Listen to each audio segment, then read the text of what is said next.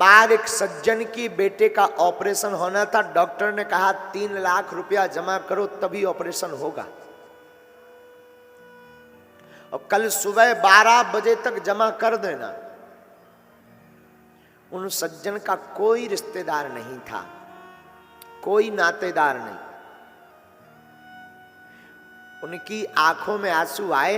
Hospital के बगल में एक बांके बिहारी जी का मंदिर था, बिल्कुल सत्य घटना बता रहे हैं आप। तोड़ी वो बांके बिहारी जी के मंदिर में आकर बैठ गए सीढ़ियों पर। पट तो बंद थे, लेकिन माधव मनमोहन की याद में धर धर आंसू बहाते हुए गोविंद का ध्यान करते हुए कहने लगे, प्रभु कल भी तुम्हारे बिना कोई नहीं था हमारा, और आज भी आपके अलावा इस संसार में हमारा कोई नहीं है। हाँ, डॉक्टर ने कहा है कि 3 लाख रुपया जमा करो तब कल ऑपरेशन होगा, वरना छुट्टी करवा के घर ले जाओ। गोविंद हमें कोई दिक्कत नहीं है, हम वापस ले आएंगे अपने बालक को, लेकिन लोग आप पर हंसेंगे। बड़ा बिहारी जी का भक्त बना था, क्या कर लिया बिहारी जी ने? तो हमें अपनी नाक का भय नहीं है, अपने पुत्र का भय नहीं है मेरे माधव, मेरे गोविंद। हमें तो आपकी लाज का भय है, आपकी लाज ना जाने पाए। और मेरे साधु, सच्चा प्रेमी और प्रेम का वही है जो अपने प्रेमी के लिए सर्वस्व त्याग दे, जिसमें प्रेमी की प्रसन्नता हो, वही हाल में जिए, वही सच्चा प्रेमी है। भक्त भी वही है जिसमें भगवान की प्रसन्नता हो। तो रोते रोते 2 घंटे हो गए। वहीं बगल में एक नगर सेठ का मकान था।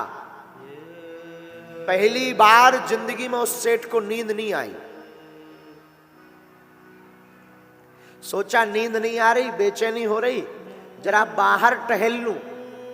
तो बाहर टहलने के लिए निकला तो चौकीदार साथ हो लिया।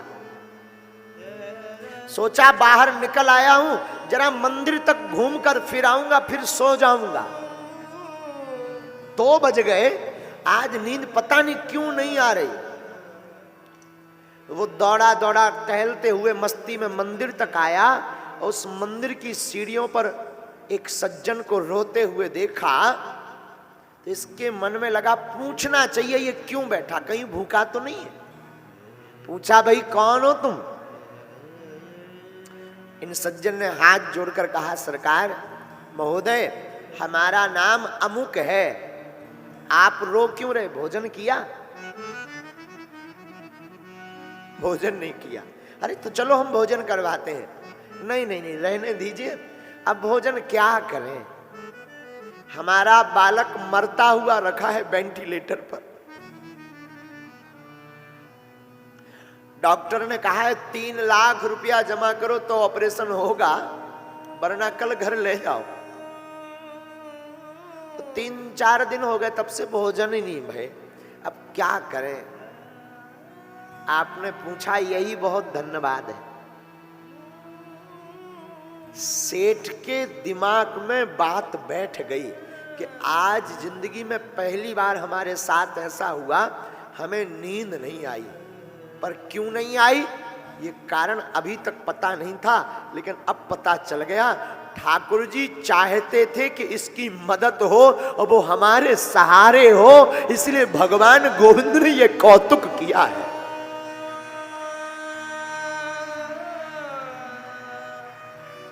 उस सेठ की, अमीर की आंखों से झरझर आंसू बह गए। बोले, भैया समझो तुम्हारी माधव ने सुन ली। तो ये व्यक्ति कहता है, कहां से सुन ली? डॉक्टर ने तो 12 बजे तक का टाइम दिया है, हमारा कोई रिश्तेदार है नहीं है, उधार हमें मिलना नहीं है, संपत्ति सब हमने बेच दी, किराया का मकान भी नहीं बचा, रोड पर फुटपाथ पे आ गए। अब तो लगता है बालक को बचना नहीं है, बालक को सुबह छुट्टी करवानी पड़ेगी, वरना डॉक्टर फेंक देंगे। उस सेठ ने हाथ पकड़ा, कहा भैया अभी तुमने ये बात किससे बोली?